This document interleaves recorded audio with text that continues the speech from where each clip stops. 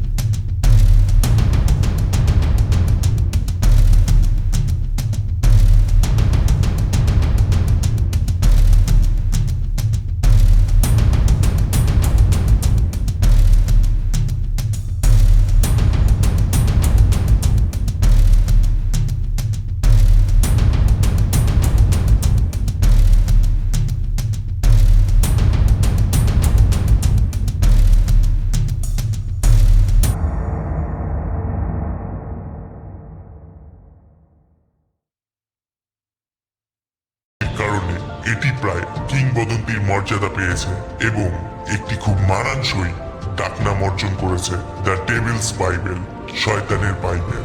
প্রশ্ন ওঠে, কে এই ছবিটি এখানে আঁকলো এবং কেন? এই প্রশ্নের সহজ উত্তর হলো আমরা নিশ্চিতভাবে জানি না, তবে একটি তত্ত্ব আছে, বা বলা ভালো একটি কিংবদন্তি আছে।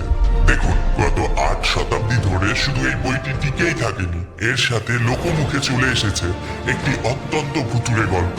আজ থেকে 800 বছর আগে তৎকালীন বোহেমিয়া মানে বর্তমান চেক রিপাবলিকের একটি প্রত্যন্ত মঠে একজন বেনেডিক্টাইন সন্ন্যাসীকে এক জঘন্য অপরাধের জন্য মৃত্যুদণ্ড দেওয়া হয়েছিল। কিন্তু এটি কোনো সাধারণ মৃত্যুদণ্ড ছিল না। এই দণ্ডপ্রাপ্ত সন্ন্যাসীকে ইমিওর বা জীবন্ত দেওয়ালবন্দি করার আদেশ দেওয়া হয়েছিল। আপনি যদি 1300 শতাব্দীর মৃত্যুদণ্ড সম্পর্কে খুব একটা না জেনে থাকেন, তবে জানিয়ে রাখি, ইমিওরমেন্ট মানে হলো কাউকে জীবন্ত অবস্থায় চারিপাশ থেকে দেওয়াল গেঁথে তার ভেতরে আটকে রেখে মেরে ফেলা। এই ক্ষেত্রে সন্ন্যাসীকে তার নিজের মঠের দেওয়ালের ভেতরেই ইট দিয়ে গেঁথে ফেলার কথা ছিল। তাই স্বাধীনতা পাওয়ার এক শেষ মরিয়া প্রচেষ্টায় সেই সন্ন্যাসী প্রতিজ্ঞা করলেন যে পৃথিবীতে তার শেষ রাতে তিনি মঠের সম্মানে এমন একটি বই তৈরি করবেন যা সাধারণ কোনো বই হবে না। এটি হবে এমন এক বিশাল গ্রন্থ যা ধারণ করবে সমস্ত মানব জাতির জ্ঞান। একে আপনি 1300 শতাব্দীর উইকিপিডিয়া হিসাবে ভাবতে পারেন। সেই রাতেই সন্ন্যাসী সরাসরি কাজে লেগে গেলেন, কিন্তু খুব বেশি সময় লাগলো না তার এটা বুঝতে যে এক রাতে পুরো একটি বই লেখার প্রতিশ্রুতি দিয়ে তিনি নিজের ক্ষমতার চেয়ে একটু বেশি বলে ফেলেছেন। তাই সাহায্যের জন্য মরিয়া হয়ে তিনি হাঁটু গেড়ে বসে প্রার্থনা শুরু করলেন। কিন্তু তিনি এই প্রার্থনা ঈশ্বরের কাছে করেননি, তিনি এটি করেছিলেন সরাসরি নরকের উদ্দেশ্যে। আর শয়তানও যথারীতি হাজির হলো এবং সন্ন্যাসীর অমর আত্মার বিনিময়ে তৈরি করে দিল পৃথিবীর দেখা সর্বশ্রেষ্ঠ বই। এই বইটি ছিল কোডেক্স কিগাস।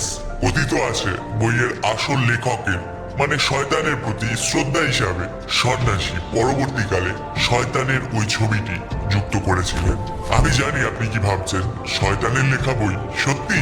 আপনি যদি অদ্ভুত দশের নিয়মিত দর্শক হন তবে জানবেন যে আমি স্বভাবতই কিছুটা সংশয়বাদী, কিন্তু এই অসাধারণ বইটির অতিপ্রাকৃত বা বলা ভালো নরকীয় উৎসকে ভুল প্রমাণ করা আপনার ধারণার চেয়েও কঠিন, কারণ কোডাক্স গিগাক্সের গল্পের অনেক দিক সত্যিই বিভ্রান্তিকর।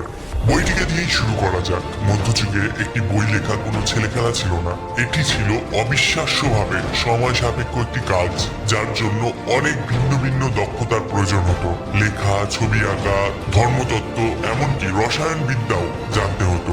আবার ধরুন লেখার জন্য কালি ফুরিয়ে গেলে আপনার মতো তাদের কাছে অপশন ছিল না যে দৌড়ে গিয়ে দোকান থেকে কালি নিয়ে চলে আসবে। তাদের নিজেকেই সেটা মিশিয়ে তৈরি করতে হতো।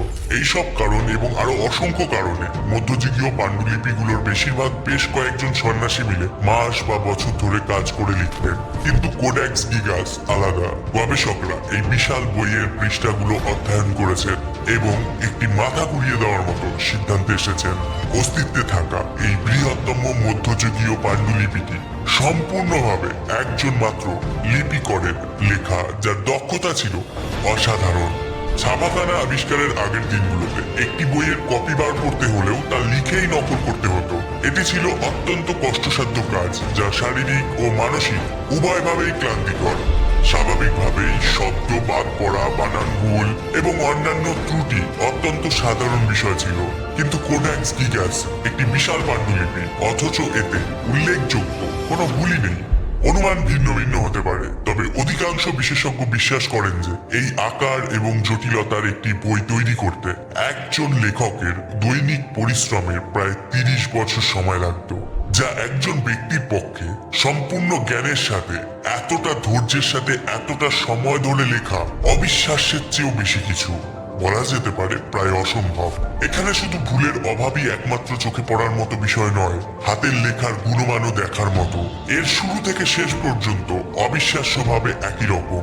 কয়েক দশকের সময়ের ব্যবধানে একজন লিপিকরের দৃষ্টিশক্তি, শক্তি, পেশি নিয়ন্ত্রণ, সাধারণ স্বাস্থ্য এবং দক্ষতার স্তর সবকিছুই পরিবর্তিত হয় এবং তার হাতের লেখার উপরেও এর প্রভাব পড়ে। প্রভাবটি ছোট বা বড় হতে পারে, কিন্তু যে কোনো ফরেন্সিক হাতের লেখা বিশ্লেষক সেই পরিবর্তন ধরতে পারার কথা। কিন্তু কোডেক্স গিগাক্সের ক্ষেত্রে 1 নম্বর পৃষ্ঠার লেখা 620 নম্বর পৃষ্ঠার লেখার থেকে একেবারে আলাদা করা যায় না। কিন্তু যেমনটা আমরা জানলাম যে বৈজ্ঞানিক ধারণা হিসাবে বইটিকে কয়েক দশক ধরে লেখা হয়েছিল।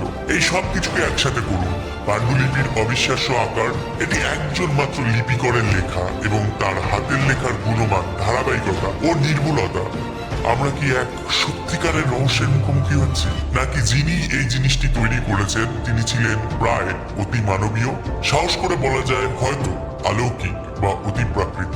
এরপরেও আপনি যদি এখনো শক্তভাবে সংশয়বাদী বা অবিশ্বাসী দলের হয়ে থাকেন তবে আমি আপনাকে দোষ দেব না, কিন্তু এখনই কোনো তাড়াহুড়া করে সিদ্ধান্তে পৌঁছাবেন না, কারণ আরো কিছু বাকি আছে। এই ছবিটির দিকে তাকান। অদ্ভুত কিছু লক্ষ্য করছেন? কোডেক্স গিগাক্স ভেলাম বা পশুর চামড়ার উপরে লেখা, যা সম্ভবত বাছুরের চামড়া দিয়ে তৈরি। ভেলাম সাধারণত অফ হোয়াইট বা মলিন সাদা রঙের হয়, ঠিক যেমন কোডেক্স গিগাক্সের ভেতরের বাকি পৃষ্ঠাগুলো, মানে বেশিরভাগ পৃষ্ঠা। কিন্তু এই ছবিতে আপনি স্পষ্টভাবে দেখতে পাচ্ছেন শয়তানের সেই অস্বস্তিকর ছবিযুক্ত পৃষ্ঠাটি আলাদা। এটি বাকিগুলোর চেয়ে অনেক বেশি কালো, যেন মনে হচ্ছে এটি আগুনে ঝলসানো হয়েছে। অনেকেই মনে করেন এই ঝলসানো আগুন নরকের আগুন। হ্যাঁ, বইটি একবার রহস্যজনকভাবে আগুন থেকে বেঁচে গিয়েছিল, যে বিষয়ে একটু পরেই আসছি। কিন্তু আমরা যতটুকু জানি এর পৃষ্ঠাগুলো কখনো পড়েনি। এরপর আছে পেছনের মলাটে থাকা এই দুটি ধাতব ফিটিং। পণ্ডিতরা বিশ্বাস করেন যে এগুলো ব্যবহার করে বইটিকে সবসময় টেবিলের সাথে শারীরিকভাবে আটকে বা শেকল দিয়ে বেঁধে রাখা হতো। দেখুন, আমি কোনো লাইব্রেরিয়ান নই, কিন্তু কোন ধরনের বইকে শেকল দিয়ে বেঁধে রাখার প্রয়োজন হয়? সংশয়বাদী হন বা নাই হন, আপনাকে স্বীকার করতেই হবে যে ব্যাপারটা একটু ভুতুড়ে। এবং এই ভুতুড়ে ভাব শুধু ব্যাখ্যাতীতভাবে কালো হয়ে যাওয়া পৃষ্ঠা বা জড়বস্তুকে শেকল পরিয়ে রাখার মধ্যে সীমাবদ্ধ নয়, কারণ এই প্রাচীন গ্রন্থটির 800 বছরের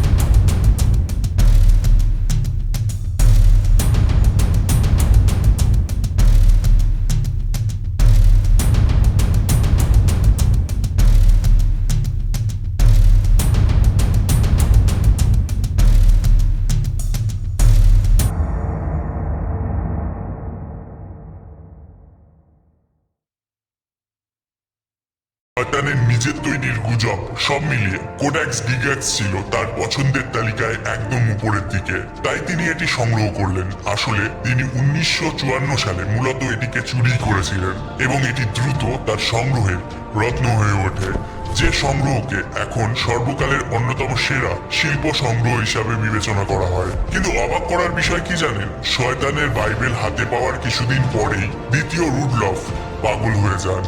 কিন্তু আরো বেশি অবাক করার বিষয় হলো রুডলফের পাগলামির ধরন। তিনি প্যারানয়া বা অহেতুক সন্দেহে ভুগতেন এবং যখন তখন রেগে যেতেন। তিনি দাবি করতেন যে শয়তান তাকে ভর করেছে। বইটিকে সংগ্রহ করার সাথে সাথে দ্বিতীয় রুডলফের এই আচরণ কি কাকতালীয় হতে পারে, কিন্তু অন্ধকারের প্রভুর দ্বারা আচ্ছন্ন হয়ে অর্ধেক ইউরোপ শাসন করা যে বেশ কঠিন তা বলাই বাহুল্য। তাই শেষ পর্যন্ত রুডলফ এতটাই বোঝা হয়ে দাঁড়িয়েছিল যে তার নিজের ভাই তাকে ক্ষমতাচ্যুত করেন।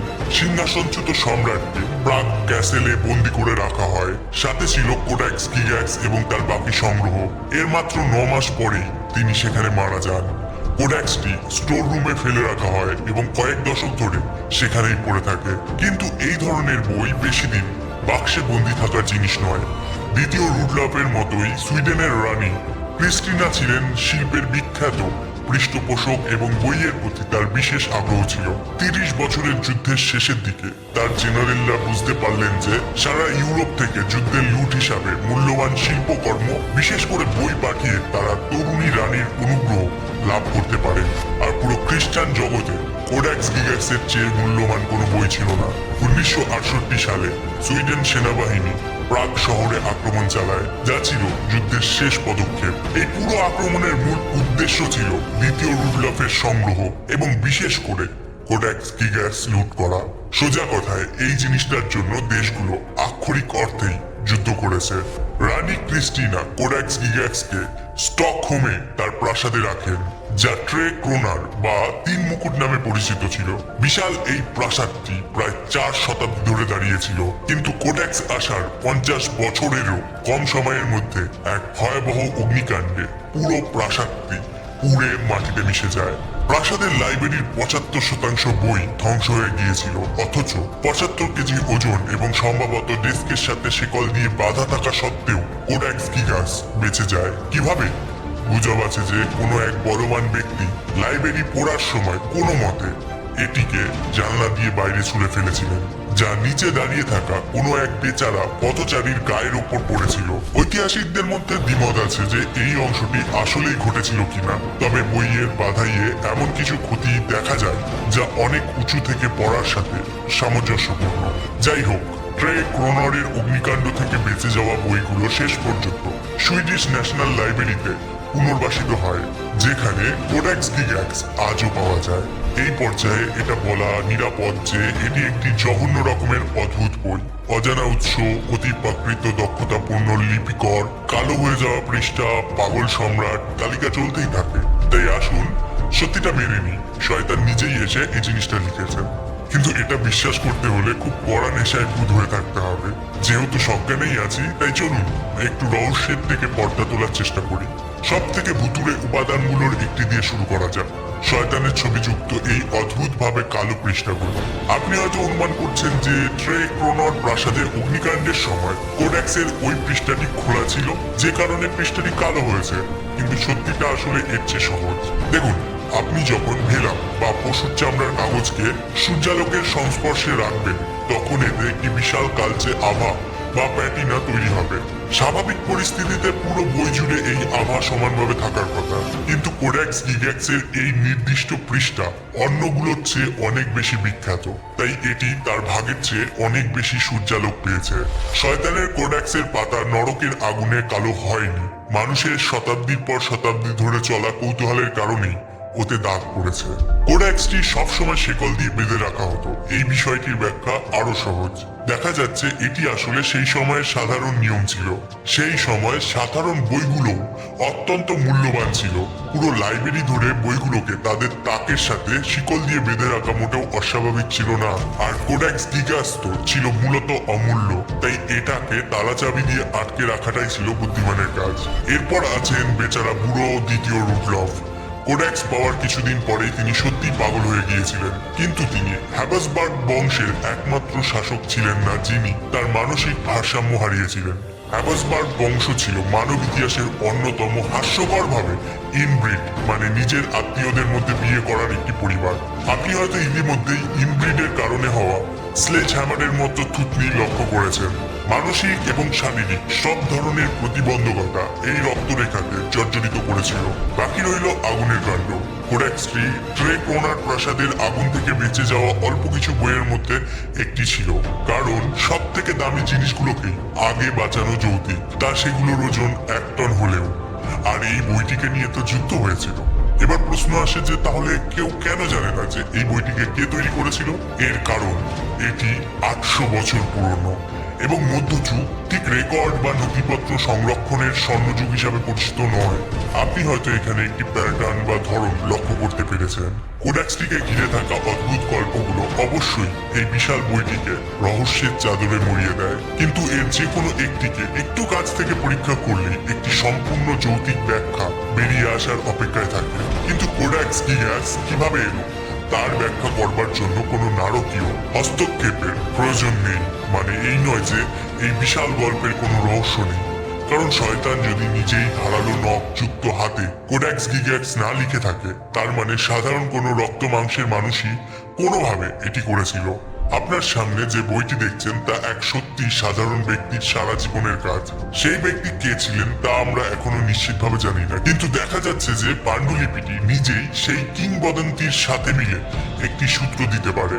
কোডেক্স গিগাক্সের 2য় পৃষ্ঠায় অন্যান্য জিনিসের মধ্যে হরমান ইনক্লুসাস নামক এক সন্ন্যাসীর জন্য একটি শোক বার্তা রয়েছে, যার ইংরেজি অনুবাদ করলে মোটামুটি দাঁড়ায় হরমান দ্য রিক্লুস, যার বাংলা অর্থ নির্জনবাসী বা সন্ন্যাসী হরমান।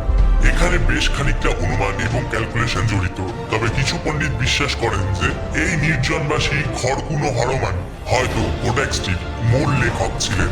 কিন্তু যেহেতু আমরা অনুমান করছি, চলুন আরো এক ধাপ এগিয়ে যাই, কারণ দেখা যাচ্ছে ল্যাটিন শব্দ ইনক্লুসাস অনুবাদের একাধিক অর্থ আছে। এর অর্থ বন্দী বা আবদ্ধ হতে পারে। তাহলে কি কিংবদন্তি সত্যি? সেই সন্ন্যাসীর গল্প যে শাস্তি পেয়ে প্রার্থনার মাধ্যমে শয়তানকে দিয়ে বইটি লিখিয়েছিলেন সত্যি হলো আমরা সম্ভবত কখনোই নিশ্চিতভাবে জানতে পারবো না। কিন্তু আজ থেকে প্রায় 1000 বছর আগে যেই বালক কলম হাতে তুলে নিয়েছিল না কেন, কোডেক্স গিগাক্স নিঃসন্দেহে সর্বকালের সেরা বইগুলোর মধ্যে একটি। এটি একটি সাহিত্যিক ক্যাথিড্রাল যা প্রায় অবিশ্বাস্যভাবে প্রতিভাবান এবং নিবেদিত প্রাণ এক ব্যক্তি একটি একটি শব্দ করে তৈরি করেছেন। অথবা এটি হয়তো খোদ শয়তানের লেখা প্রথম উপন্যাস।